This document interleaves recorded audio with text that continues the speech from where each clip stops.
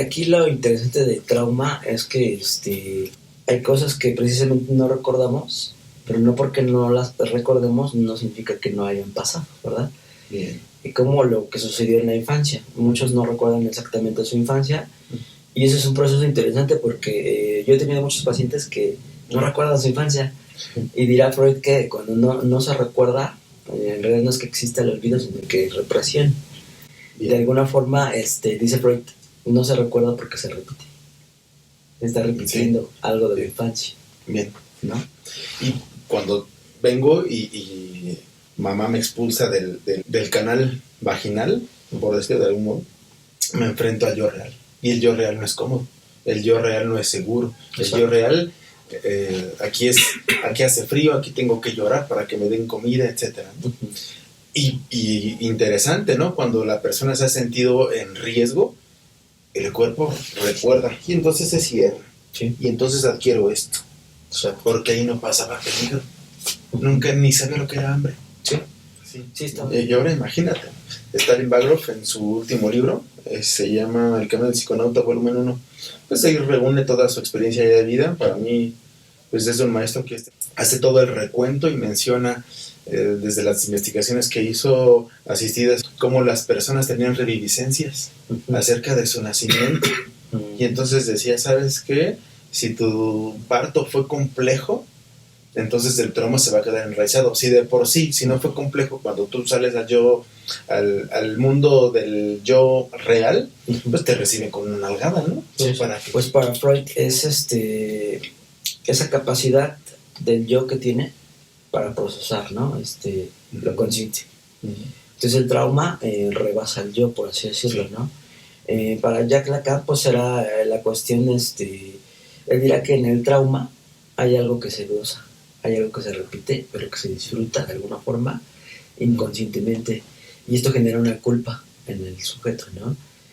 Hola a todos nuestros seguidores de Zona Psique, bienvenidos y bienvenidas sean a Diálogos de Zona Psique. En este espacio es un espacio para pensar, sentir y decir lo que muchas veces se queda en silencio. Aquí no buscamos respuestas rápidas ni certezas absolutas. Nos interesa la complejidad de lo humano, el deseo que nos habita, las heridas que nos marcan y las preguntas que nos transforman. En cada encuentro, como saben, conversamos con personas que desde su experiencia, su trabajo y vivencia nos abren una puerta a temas profundos. El día de hoy vamos a hablar sobre el trauma y esa huella que deja en el cuerpo. Para eso nos hará presencia y colaboración quien es Guillermo Peñalosa. Bueno, antes de presentarlo, pues quisiera hacer una breve introducción de su trayectoria. Él es licenciado en Psicología por el Colegio Mexiquense Universitario. Realizó estudios de posgrado en Desarrollo Humano, así como realizó estudios de posgrado en Educación por Grupo de Colegio Mexiquense. Tiene un diplomado en Desarrollo Humano y certificaciones internacionales por la Youth Foundation en Desarrollo de Habilidades Socioemocionales. Él se ha desempeñado como profesional de la psicología y del desarrollo humano exitosamente en diversos campos de la aplicación, como la docencia, logrando una vasta experiencia frente al grupo y como facilitador de facilitadores, a través de una sólida formación con maestros nacionales e internacionales. Hablaríamos muchísimo más de su trayectoria, pero vamos a darle la bienvenida a Guillermo Peñalosa. Hola Guillermo, ¿cómo estás? Pues de maravilla y bien emocionado por este espacio que estás brindando y también reconociendo tu trabajo. He estado viendo en las últimas semanas las entrevistas que has tenido y invitados de maravilla. Conozco algunos de ellos. Sí, muchas gracias. Bueno, pues gracias por los comentarios. Vamos a hablar del trauma, que es el punto fundamental del estudio del psicoanálisis para comenzar, ¿no? Y posiblemente de algunas otras teorías. Aquí lo que nos interesa hablar sobre el trauma es la huella que deja en el cuerpo, ¿verdad? El trauma, como sabemos, en un inicio es algo que se repite, algo que no procesa el yo de forma consciente, ¿verdad? Y de alguna forma se traspasa, va hacia esta parte inconsciente y hace que el sujeto, la persona, tienda a estar sufriendo, repitiendo cosas, eventos, angustias, cuestiones, incluso hasta sueños, pesadillas y demás, ¿no? ¿Nos puedes hablar acerca de cómo defines tú el trauma? Bien, todo lo que mencionas, Carlos, es correcto. La potencia, lo voy a mencionar así, ese concepto me ha gustado, me ha intrigado en los últimos meses. La potencia del trauma no tiene barreras y no tiene límites. En lo que se ha estudiado en los últimos 10 años, yo te diría menos, se ha encontrado que el trasfondo del trauma va mucho más allá de lo conocido. Incluso se puede presentar en lo onírico, ¿no? Y también en lo corporal. Después ya viene la psicosomatización. ¿Cómo lo defino yo? Como las secuelas, no sé si llamarlo solamente psíquicas, porque creo que sería muy limitativo. Si yo le pongo esto, las secuelas psíquicas, no, yo creo que va más allá, y más o menos podría definir como el impacto psico bio socioemocional que va a marcar a la persona. Digo marcar de verdad con la máxima profundidad de esta palabra. Exacto. El trauma interfiere en esta parte inconsciente y en la vida del sujeto, ¿no? Yo estuve presente en tu conferencia que en el primer congreso de psicología aquí en Toluca, y me gustó mucho esa parte que hablas sobre el trauma. Es algo que regresa, ¿no? De lo inconsciente, regresa a la persona, porque no lo ha comprendido, no se ha procesado de alguna forma, ¿no? Dirá Freud, todas aquellas emociones no procesadas o no apalabradas, de alguna forma tienden a regresar a la conciencia de una forma violenta, ¿no? Sí. En tu conferencia me gustó, por ejemplo, que decías, si alguien se entera de una noticia fea, no sé, murió algún familiar, y en ese momento yo estaba comiendo espagueti, mi trauma va a ser relacionado con el espagueti. Sí, ¿no? Eso está bien interesante. Eso es algo interesante. El autor fuerte y una punta de lanza en el tema de psicotrauma, uno de ellos es Gabor Mate, quien incluso tiene un documental, ¿no? Él llama película. Y él menciona incluso información que estuvo en algún momento aparentemente olvidada. Sabemos que la memoria no olvida, simplemente almacena. Y pasados 5, 10, 15 o 20 años, regresa, algo le activa. Lo mismo dice Van der Kolk, un personaje que trabajó para el DSM-4, ¿no? DSM-3. Él hace la investigación y entonces también después la extrapola ya al mundo animal. Entonces los animales también correlacionan esta información. Y el ejemplo que yo di en ese momento del congreso, esto ya tiene relación con los estudios que están haciendo en biodecodificación, y pues uno de los grandes exponentes, el maestro Enrique Corbera. Él hace mención de muchos estudios que se hicieron cuando las personas estaban en determinada situación y por alguna extraña situación o razón estaban bebiendo un jugo de Boing, ¿no? Y en ese momento, oye, ¿qué crees? Tu esposa acaba de tener un accidente fatal y entonces no sabemos si viva. Y en ese momento el cerebro correlaciona el color amarillo, el sabor a los cítricos y se queda enraizado.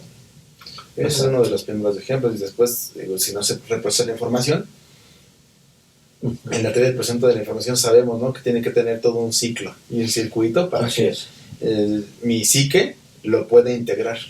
Y el trauma no es así, no es tan sencillo.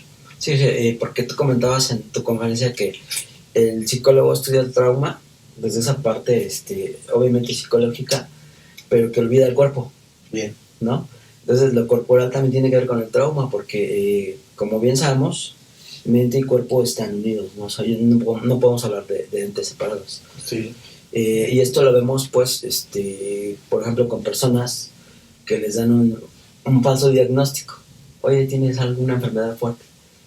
Luego su mente, pues, depresión, se quiebra, ¿no?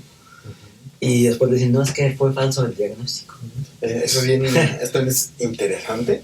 Y se había estudiado, no, se sigue más bien estudiando, desde la psicoterapia familiar sistémica, la escuela de Palo Alto, California, Bateson, Virginia Satir, Digo, por mencionar algunos de la punta de lanza, hay muchos más. Y pues también me he clavado mucho, ¿no? Porque después dije, oye, pues si no se entra por aquí, entonces ¿por dónde? Entonces me he ido formando, ¿no? en varios campos disciplinares de la psicología clínica. Bueno, pues a partir de la intervención en familiar sistémica, hoy se sabe que eventos, frases puntualizan. Es decir, yo soy profesor de bachillerato, también ya llevo unos años dedicándome a la docencia, y lo he aplicado, ¿no? en los alumnos. Yo he llegado a salones y me han dicho antes de entrar al salón, oye, cuidado, porque estos chavos no respetan ni a su mamá. A nadie. Y ¿sabes qué? Y hay consumo de drogas y son los peores y nadie los quiere ver. Y obviamente recibo la información y aplicando la familiar sistémica, yo llego y les menciono, estoy bien contento porque me dijeron que era uno de los mejores grupos. Y en ese momento aplicas como la inversa. La inversa, y entonces yo puntualizo que ellos son buenos. Esa es la puntualización. Y lo mismo pasa, híjole, me dijeron que ustedes es lo peor de lo peor. Entonces yo solamente replico lo que ya replicaron. Y entonces ellos puntualizan. Y la puntualización puede ser el éxito o puede ser el fracaso en las personas. Lo que mencionas. Que desde la otra teoría pues podría ser un reforzador negativo. Sí, si hablamos de reforzador, puede ser un reforzador negativo. Exacto. Aquí lo interesante del trauma es que hay cosas que precisamente no recordamos, pero no porque no las recordemos no significa que no hayan pasado, ¿verdad? Bien. Y como lo que sucedió en la infancia. Muchos no recuerdan exactamente su infancia, y eso es un proceso interesante porque yo he tenido muchos pacientes que no recuerdan su infancia, y dirá Freud que cuando no se recuerda, en realidad no es que exista el olvido, sino que es represión. Bien. De alguna forma, dice Freud, no se recuerda porque se repite. Se está repitiendo algo de la infancia. Bien. ¿No? Aquí me gustaría comentar, me parece que eso ya no me dio tiempo de compartir en el Congreso. La teoría del cerebro trino menciona, y esto ya es neurociencia, en 1965, 70, se menciona que hay 3 capas, ¿no? Y están los 3 cerebros, y el primero es del cerebro mamífero, que es del cerebro reptil, encargado solamente de indicarme, ¿sabes qué? Estoy deshidratado, necesito agua, jugo o un líquido. Ok, pues entonces voy y me tomo mi jugo. Y después de ese pues, viene un cerebro más evolucionado, que es el cerebro límbico, el encargado de definir, discernir lo emocional. Y después ya viene el neocórtex, ¿no? Que el último que se ha estudiado en estos últimos años. El neocórtex es el sistema más complejo, el que va a estar encargado de definir, discernir, procesar, reprocesar, integrar, reintegrar información. Y entonces en la teoría del cerebro trino se percatan que cuando una situación, un evento potencialmente perturbador para la persona sucede, el cerebro reptil recibe la información. Entonces solamente se activa el modo de supervivencia, ¿no? Entonces me escondo porque me iban a atropellar o me iban a asaltar y corro y huyo, ¿no? Y si la información es demasiado compleja y rebasa mis límites para yo enfrentar esta situación, se apagan los 2 sistemas. Ya no llega la información. Solamente se queda activo el sistema nervioso pues, más antiguo, ¿no? El reptil. Y ya no puede subir esta información a mi sistema límbico para reconocer, ni para reprocesar, porque no se puede, porque fue algo que rebasó mis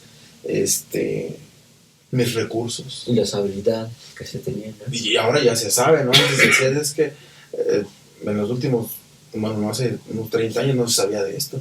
Antes decían, es que quién sabe qué le pasó de chiquito, ¿no? Y el enfoque que más acercaba, pues precisamente era el psicoanálisis. Ellos para mí fueron los que fueron abriendo la brecha. Sí, el psicoanálisis es una de las más grandes aportaciones para la conducta, ¿no? Sí. Y de las más criticadas también, curiosamente. Por supuesto. Aquí es importante, por ejemplo, mencionar que, pues para Freud es esa capacidad del yo que tiene para procesar, ¿no? Lo consciente. Entonces el trauma rebasa el yo, por así decirlo, ¿no? Para Jacques Lacan, pues será la cuestión, él dirá que en el trauma hay algo que se goza, hay algo que se repite, pero que se disfruta de alguna forma, inconscientemente, y esto genera una culpa en el sujeto, ¿no? Es decir, en el alcohólico, repito y repito, y sé que conscientemente no lo quiero hacer, pero algo hay en mi inconsciente que me invita a hacerlo de nuevo, ¿no? Bien. Eso es considerado desde Lacan. Uh-huh. Entonces la cuestión aquí es que el trauma ha sido estudiado por muchas vertientes, incluyendo las neurociencias también, ¿no? En el sentido de lo corporal es interesante porque, bueno, por ejemplo, en el sentido de un tiroteo o algo así, las personas tienden a la posición fetal, ¿no? Uh-huh. Y esto es como si fuera una memoria, un recuerdo del cuerpo, ¿no? ¿Dónde estaba yo cuando estaba seguro? Qué interesante lo que acabas de decir, Carlos, y bien emocionado nuevamente para poder compartir contigo, ¿no? Y pues, con tus seguidores. Actualmente me encuentro haciendo estudios, te lo mencionaba hace un momento en el camino que veníamos, sobre el uso asistido de plantas maestras, ¿no? Para el trauma.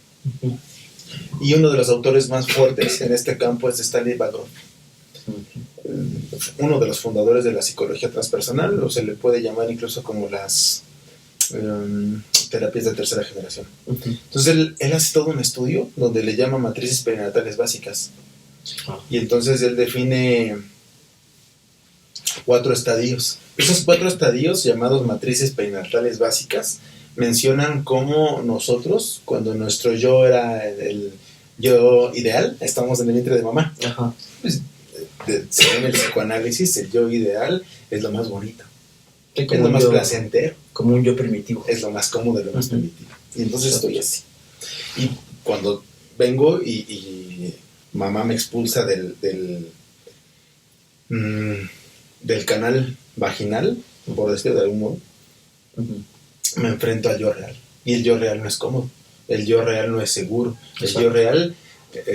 aquí hace frío, aquí tengo que llorar para que me den comida, etcétera, ¿no? Uh-huh.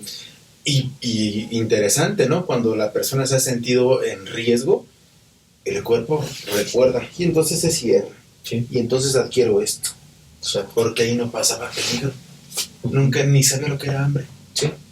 Sí, estaba en el resguardo de lo que le llamaban esa cuestión de tenerlo todo. Sí, ¿no? Y ahora imagínate, Stanley Bagroff en su último libro, se llama El camino del psiconauta, volumen 1, pues ahí reúne toda su experiencia de vida. Para mí, pues es un maestro que está en su retiro, ¿no? Tiene 91 años ya, no 94 ya ahorita, Stanley Bagroff. Sí. Y entonces él hace todo el recuento y menciona desde las investigaciones que hizo asistidas con el uso de LSD, cómo las personas tenían reviviscencias acerca de su nacimiento. Y entonces decía, ¿sabes qué? Si tu parto fue complejo, entonces el trauma se va a quedar enraizado. Si de por sí, si no fue complejo, cuando tú sales al mundo del yo real, pues te reciben con una nalgada, ¿no? Sí, para que chilles y estrenen los pulmones. Y después cortan tu cordón umbilical y se dice que ese es el primer gran trauma de todos los humanos. Sí, que será la primera manifestación de neurosis. Sí, es la primera neurosis. Y no todos los niños lloran cuando nacen, pero pues la gran mayoría, ¿no?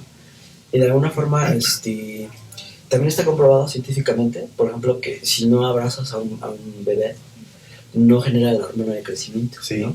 Entonces el cuerpo, es muy importante el sentir a otro cuerpo. Eso es fundamental y se estudia también en 1900, eso fue en el 65, 75, el marisma, ¿no? Se le llama. Entonces se comprobó que si no hay contacto entre humano y humano, incluso se puede morir esta la persona. Sí. Y estoy hablando de muerte literal, no de una muerte simbólica.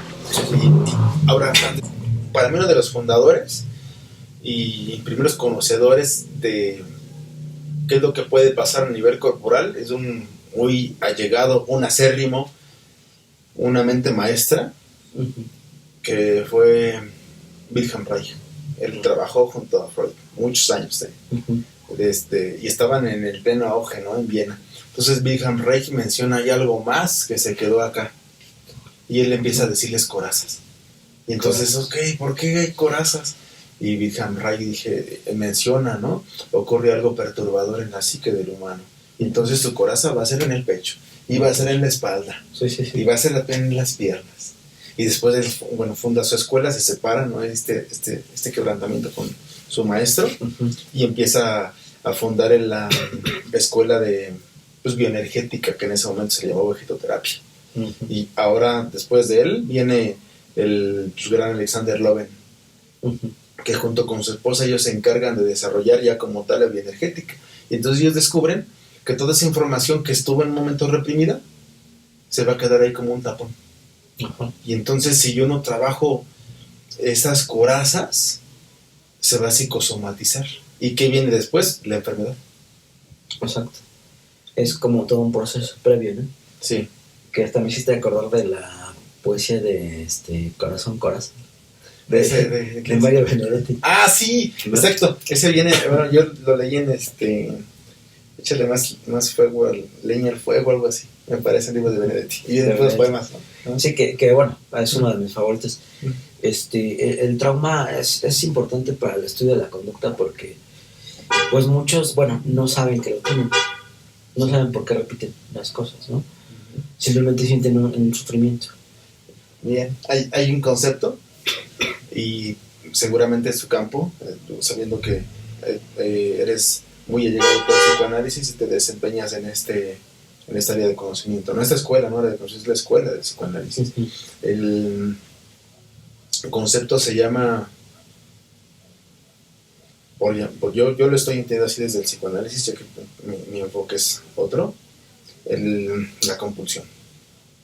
Hay personas, hombres, mujeres, que incluso no beben porque les gusta el alcohol.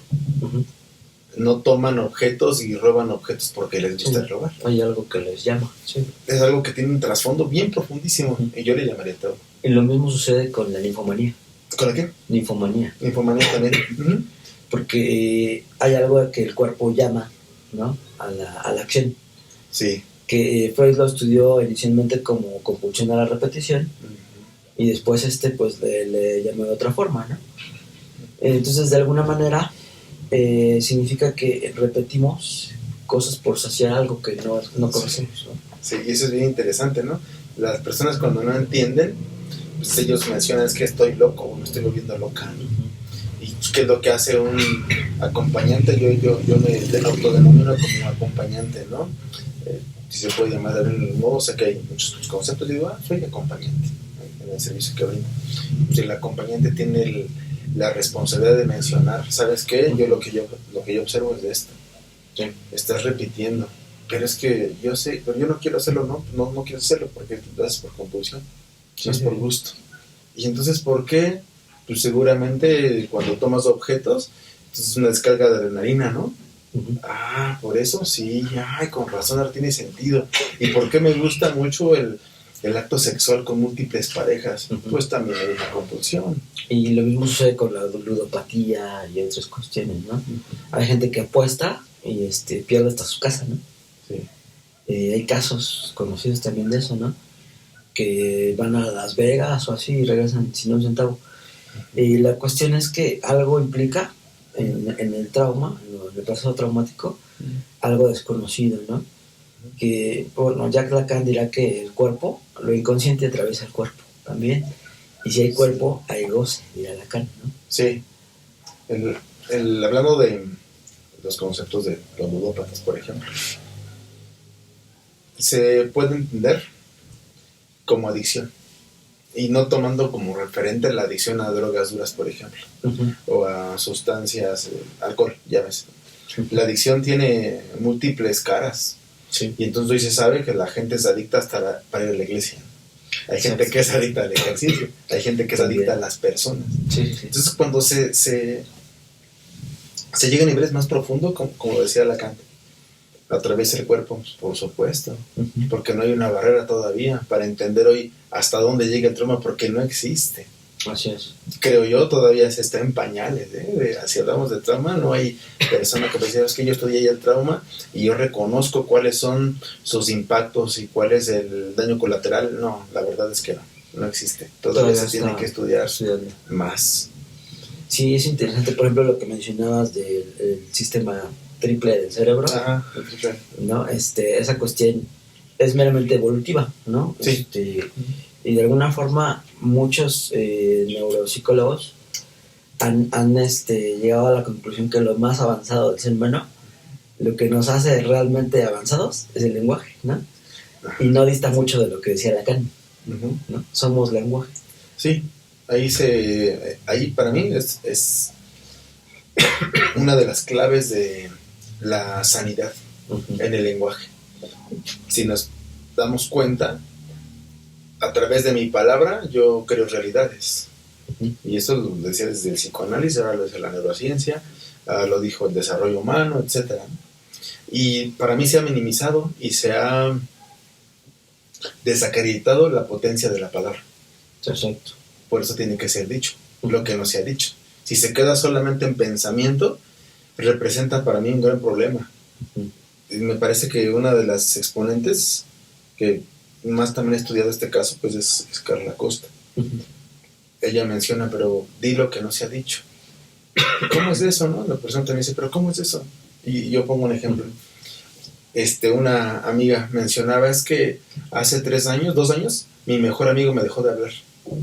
Y por eso estoy muy triste. Y yo, sí. Exacto. Y lloraba, ¿no? Y yo, pero me decía, pero me sigo muy triste. Es que ya sé que perdí a mi amigo. Y yo, a ver, vamos a ponerle palabras. ¿Ese amigo qué era? No, es que con él fuimos de viaje. Y él le contaba todo. Y con ese amigo también salimos de borrachera.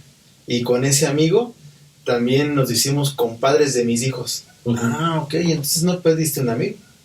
Perdiste un confidente, perdiste un amigo que te acompañó en el primer mochilazo, al padrino de tus hijos.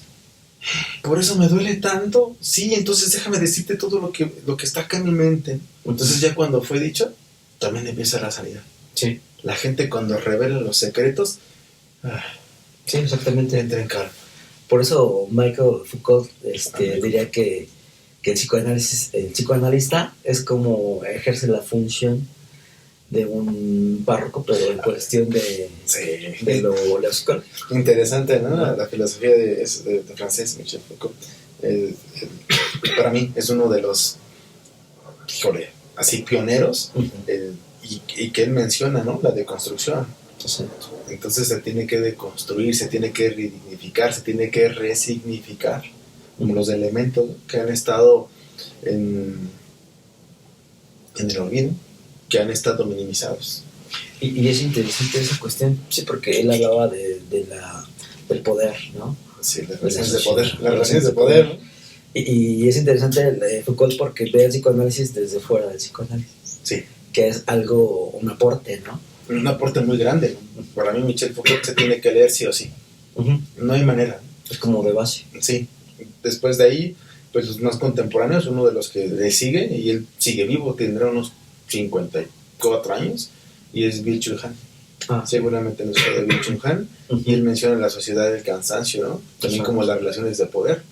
¿Quién ha mencionado eso? Pues no lo ha mencionado nadie, pero entendemos que hay que estar subordinados, porque hay alguien más arriba, ¿no? Sí. Y por eso el mundo vive cansado. Sí, exactamente.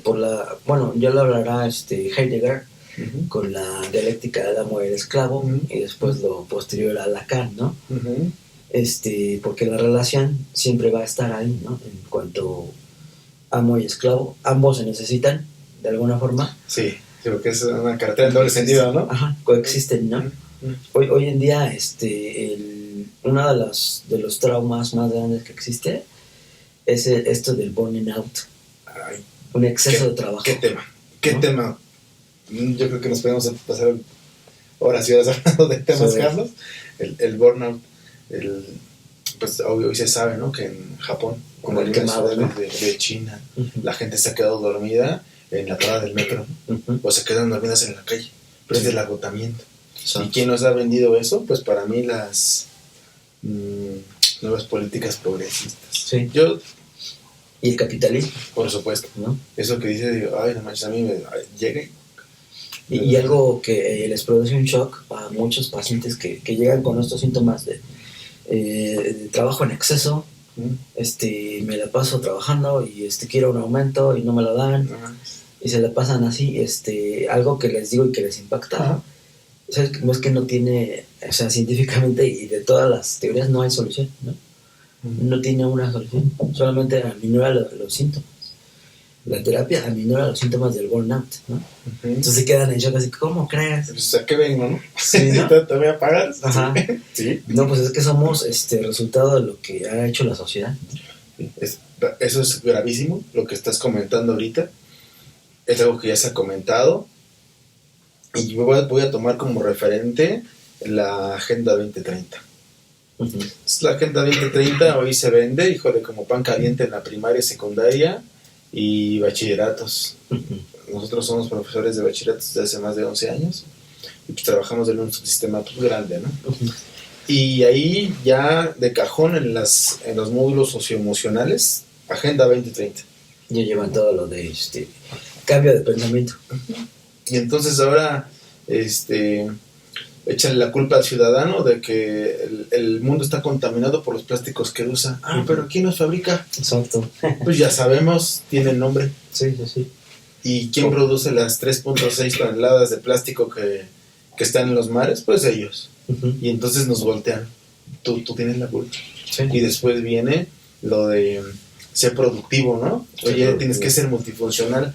¿Estás descansando? Y meditas, no manches, pues qué hueva, ¿y en qué trabajas?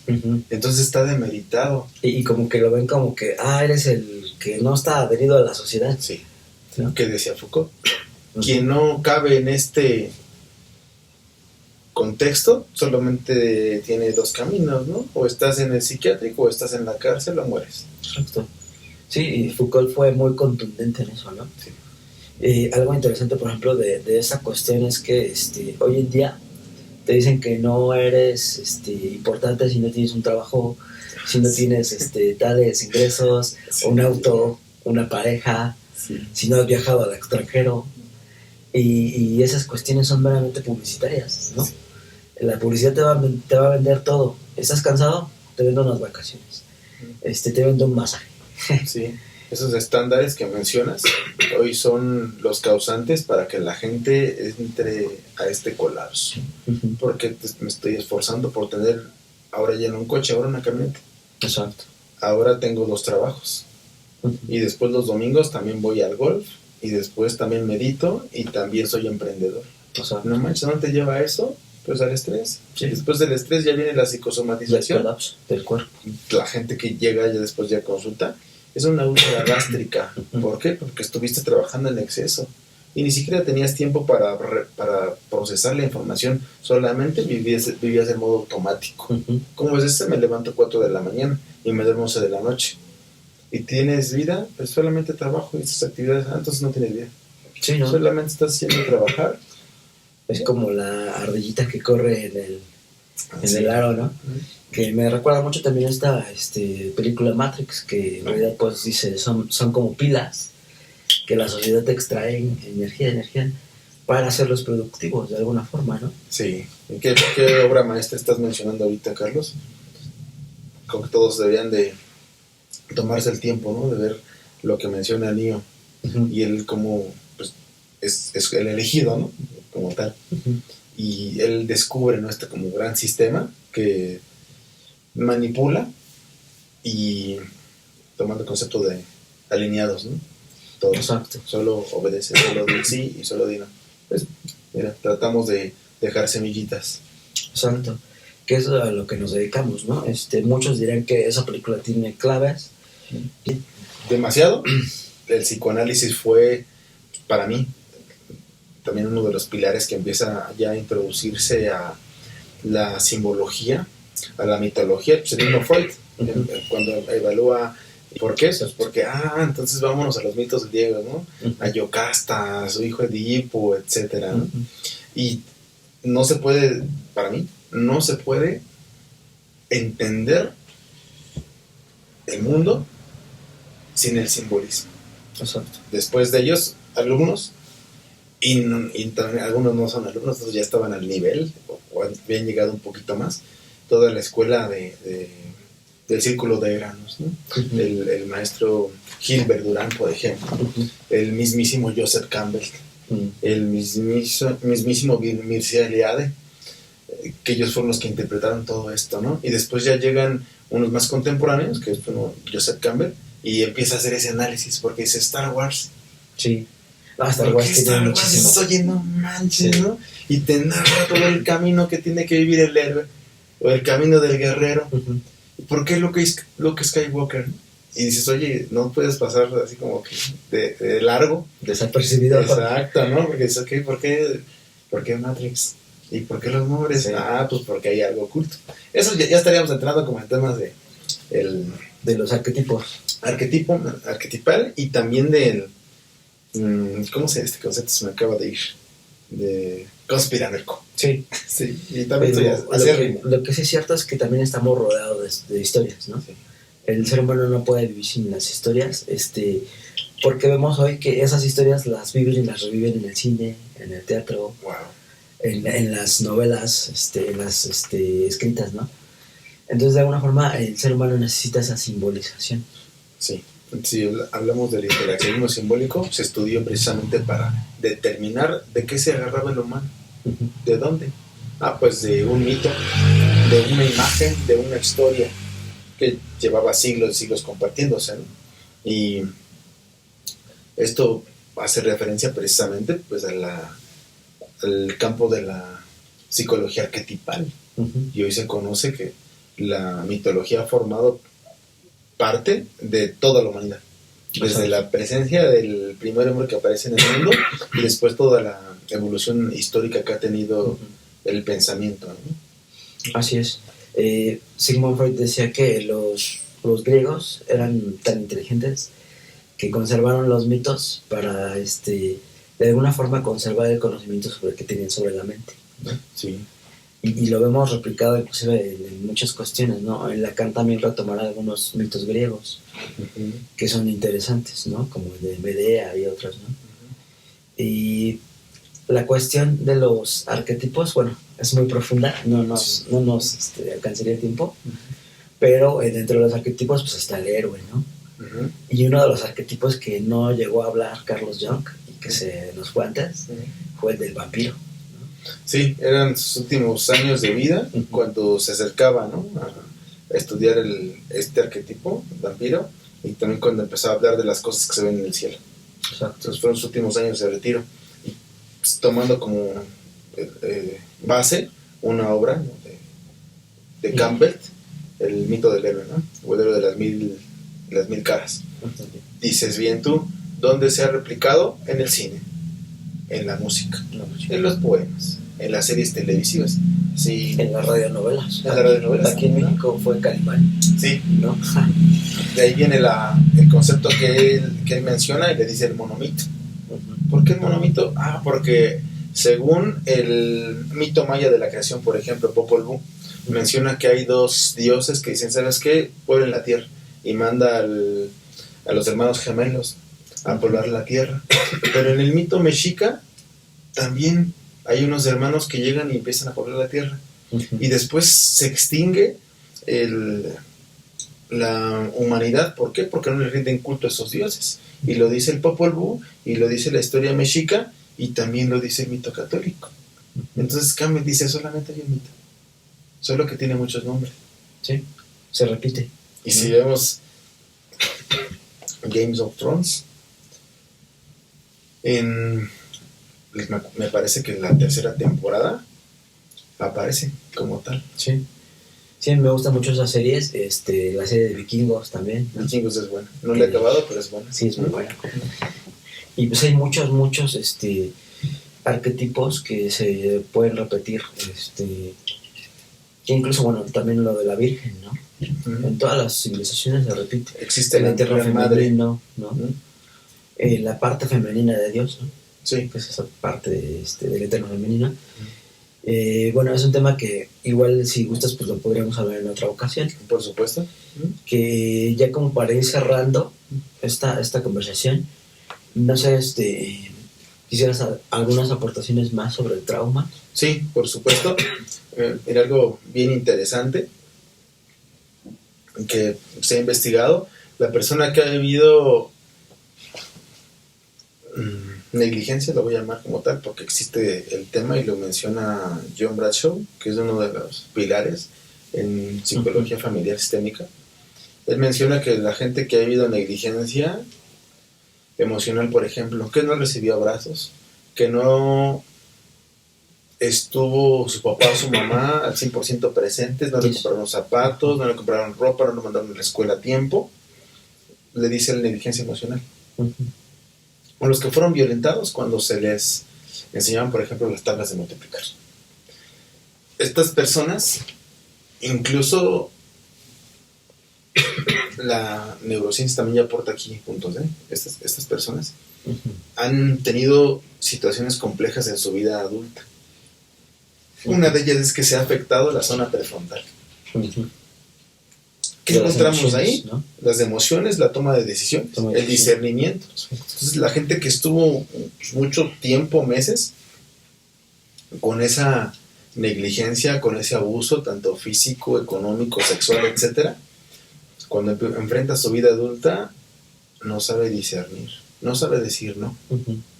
Y entonces también hoy las conductas sexuales tienen para mí un significante, ¿no? Porque hay hombres y mujeres que dicen, es que yo no puedo decirle no a mi pareja, o las parejas que me dicen, oye, vamos a tener sexo, porque ya es en automático, es un proceso automatizado, y tampoco saben el poner límites, ¿no? Hay gente que sufre bullying en la escuela porque quedó apagada. Tus emociones se apagan, entonces ya no digo nada. Es como si te desactivaras. Entonces ya no es mi decisión. Cuando la gente menciona, oye, es que pues no hace nada, qué tonto, pues eso es muy reduccionista. De mi parte tendrías que entender. Estás viendo todo desde afuera. Sí, tendrías que ver qué está pasando acá, porque esto ya hay un daño acá. Hoy se sabe también que incluso la amígdala, ¿no? Que está así, pequeñita, crece. Cuando ha sufrido la gente abusos. Y esto no se sabía antes, ¿no? Hoy ya la neurociencia dice, mira, aquí estaba así y creció así la amígdala. Sí, es la del miedo, ¿no? Sí, los animales. Van der Kolk, te vuelvo a repetir, que menciona una obra maestra que se llama El cuerpo lleva la cuenta. Hacen un experimento, ¿no? Y ponen en la jaula a los perros, y esto lo mencioné y lo voy a volver a replicar. Están los perros, les dan, son jaulas de metal, hacen una descarga. La descarga llega a los perros, obviamente, porque es el metal transmite, ¿no? Abren las rejas y solamente unos perros salen, los demás se quedan. En ese momento empieza el síndrome. El síndrome de indefensión adquirida, ¿no? Entonces ya no pueden responder, solamente se quedan paralizados. Exacto. Empieza el congelamiento. Y eso también es un factor interesante, porque el trauma tiene la potencia de congelar a las personas. Y yo no te mueves. Es una respuesta también, ¿para qué? Para sobrevivencia, ¿no? Y esto habla también de la transgeneración, ¿no? Lo que no pudo lograr mi padre, a mí me cuesta trabajo. Otro tema que es un super tema. Sí, es otro tema, y también pues ahí tenemos varias intervenciones. Lo transgeneracional también no se puede hacer de menos. No es menos importante, al contrario, es muy importante hablar de lo transgeneracional. Y pues ya para este cierre, Carlos, hay otra cara de la moneda bien bonita. El psicotrauma, si le podemos mencionar así, porque está hablando de la psicología clínica, es también el potenciador para algunas personas. Exacto. Y retomando, ¿no?, la historia de Demóstenes, un gran poeta griego. El gran poeta griego era tartamudo y tenía una malformación. Entonces se ponía frente a un árbol y amarraba una espada, y la espada con el viento le estaba picando. ¿Para qué? Pues para que se pusiera derechito. Y se ponía una piedra debajo de la lengua, y entonces narraba los poemas frente al mar, porque estaba compitiendo frente al mar, y entonces se convirtió en uno de los máximos poetas. Entonces el psicotrauma también tiene esa otra cara. Es el impulso para sostenerse, y es el impulso que muchos individuos utilizan para brillar. Exacto. ¿No? Y pues por último, si me permites, Carlos, lo que hemos estado trabajando en estos últimos años es la intervención con el uso de plantas maestras. Uh-huh. Entonces hemos descubierto que algunas triptaminas tienen la potencia uh-huh. de llegar a sistemas profundos del sistema nervioso central y desenraizar. Uh-huh. Liberan algo. La repetición. Entonces la gente dice, ¿cómo es así? Pues, chécale. Y entonces con microdosis yo les vuelvo a repetir. Y que esto de las microdosis es algo que los mantiene seguros. Sí. Se han hecho estudios incluso de gente que ya tiene cáncer etapa 4, etapa 5, y con el uso de microdosis de LSD y honguitos, que es psilocibina, han perdido esa angustia y ese estrés a la muerte. Uh-huh. En otros casos se han recuperado algunos, ¿no? La triptamina también es un mundo, no hay, no hay todavía un instituto que pueda definir dónde están los límites de las triptaminas. Y yo creo que como son un medio natural, uh-huh, de alguna forma, ahora sí que la naturaleza nos los dio, pero quien nos lo aleja, pues es la misma. Yo digo que las farmacéuticas. Sí. ¿No? Sí. No les conviene ahí. No, para nada. No, eso es otro, para mí, tema que ya no tiene. ¿No? Sí, la psiquiatría. Ya no se para este tema.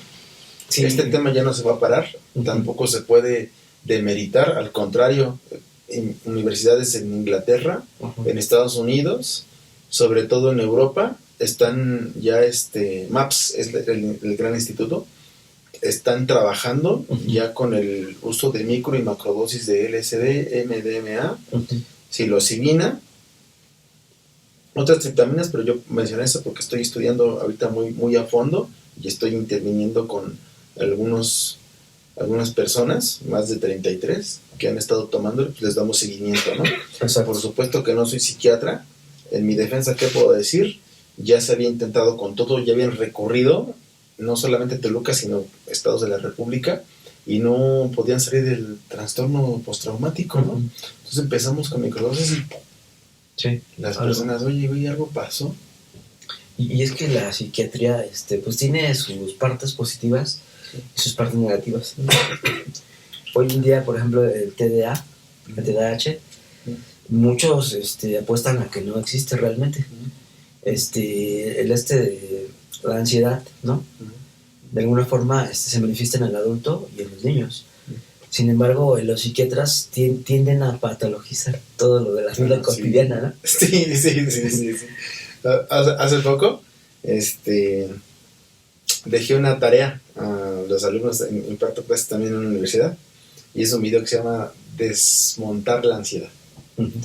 Es un maestro, no recuerdo en este momento su nombre, también participó en la elaboración de DSM-3. Uh-huh. Y entonces decía, ahora ya la psiquiatría está tratando de encapsular la gente que tiene miedo a los ecosistemas. Sí. ¿Cómo, güey? ¿Cómo vas a hacer eso? Sí, imagínate. Ya lo están haciendo. Al rato van a hacer lo del miedo a la suegra. Yo creo que sí. Y no estamos muy lejos de eso. Sí. Y dije, güey, ¿dónde está cayendo esto? No, pues por supuesto que esto es... Hay muchos intereses. Sí, hay intereses. Millones y millones. Y intereses altísimos, ¿no? Ya de élites, yo diría. Sí. Entonces tenemos que estar bien al pendiente. Sí, incluso han pagado cantidades exorbitantes por estudios científicos que les conviene a ellos, ¿no? Sí. Sobre marcas, sobre procesos. Bueno, es otro tema que también nos llevaría mucho, pero es interesante, ¿no? A fin de cuentas, la naturaleza es lo que nos da una apertura también hacia la cura. Sí, dicen, es la medicina ancestral, ¿no? Ancestral, o le dicen la medicina alternativa, no es cierto. Esa es la medicina original. Esa ya está. Y es la que estaba aquí en el México prehispánico. Sí. Que ya olvidamos, ¿no? Sí. Apenas uno de nuestros grandes amigos, que voy a mencionar ahorita, se llama Jesús, nos dijo, pues se ha dicho, ¿no? En otras tradiciones y pueblos originarios, no solamente de México, Centroamérica, etcétera, Europa, el gran sostenedor es México. Sí. Aquí, que inclusive hablábamos sobre la Santa Sabina, ¿no? Sí, la maestra. La maestra, y ella hablaba a su vez de las sustancias como los niños, ¿no? Sí. Los niños santos. A ella le debemos mucho y creo que se demeritó Y bueno, su misma comunidad, ¿no? Después de que llega Watson aquí a Huautla, llega Watson, llega Hoffman y pues le piden permiso, ¿no? Aparentemente, pero no le piden permiso a la comunidad, porque eso era de Huautla. Entonces se lo llevan, lo estudian allá se replica en revistas como el psilocibe, pues abre las puertas de la percepción, dijera Aldous Huxley. Y entonces mucha gente de Estados Unidos y Europa llega, ¿no? a Huautla a comer los niños santos. Y cuando sale esos estudios en Francia, sí son súper aceptados, ¿no? No, sí, por supuesto. Pero si lo hablan de aquí en México, pues ¿cómo? No, hay mucho, para mí, paradigma, hay mucha desinformación, nos hemos encontrado con pues, gente que nos ha cerrado hasta las puertas, ¿no? Yo he trabajado en varias universidades de aquí de Toluca y ese ha sido uno de los factores por los que me han dicho, oye, ¿sabes qué? Estás bien pinche loco, ¿no? Y gracias, de aquí no comulgamos con lo que tú mencionas. Y la verdad es que cada quien, yo lo que sí puedo decir, y soy un defensor acérrimo, necesitamos más que psicoterapia de palabra. Y también la psicoterapia tiene que ir transformándose. No hay otra. Igual. No hay otra. Yo creo que estamos ya a pocos años de que la psicología tradicional pues ya no sea suficiente para el sostenimiento de las personas. Exacto. Dice Gilbert Durán, hay que reimaginar la psicología. Necesitamos también una psicología del alma, una psicología del espíritu. Sí. Y hay buenas bases. Hay buenas bases y algo que yo siempre digo sobre estas teorías científicas o terapias científicas, ¿no? De la cognitivo-conductual y demás, se basan en evidencias científicas. ¿Cuáles son las evidencias científicas? Lo que les dice el paciente. Sí. Entonces nos remitimos a qué es la palabra. Sí. ¿No? Y ya. Hay muchas cosas que se supone la ciencia, porque de alguna forma también la ciencia se equivoca. No, entonces en el caso, así, que sé que ya nos extendimos en este cierre, pero mira, es necesario. En 1970 se creía que los recién nacidos no sentían dolor. Y entonces salían los bebecitos, las bebecitas, y entonces había una cirugía. Y entonces hacían una cirugía de corazón abierto, sin anestesia.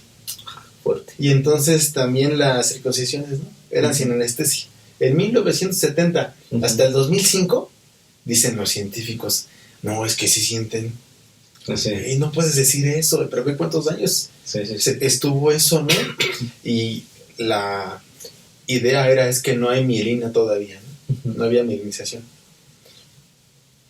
No. Que es la que recubre las neuronas. Ajá, pues lo que manda las señales. Entonces, por eso se decía, no, muchas cirugías se llevaron así, ¿no? Y obviamente, pues si había dolor. Pues mira, imagínate que vivieron esos bebés. Vivieron un gran trauma. Sí, y por ejemplo, hoy en día, los médicos, hay pocos, pero que ejercen, por ejemplo, operaciones sin anestesia, con hipnosis. Sí. Son relegados de la ciencia y son tachados de locos, ¿no? Sí, yo también la llamaría como forma de incluir las de tercera generación, la hipnosis ericksoniana. Exacto. Ellos están trabajando bien bonito y por supuesto son los detractores de la ciencia. Así es, pues es todo un tema. El tiempo se nos ha ido bien rápido. Yo agradezco mucho tu presencia y pues este es tu espacio cuando quieras venir a conversar otro tema. Y pues como siempre les digo, ¿no? Que el psicoanálisis los acompañe. Que así sea. Carlos, de verdad, muchas gracias por la invitación. Yo con mucho gusto volvería a asistir si tú me lo permites. Y bueno, pues si en otro momento hay un tema que también sea del interés del público y que también esté bajo el dominio personal, pues cuenta conmigo. Muchas gracias.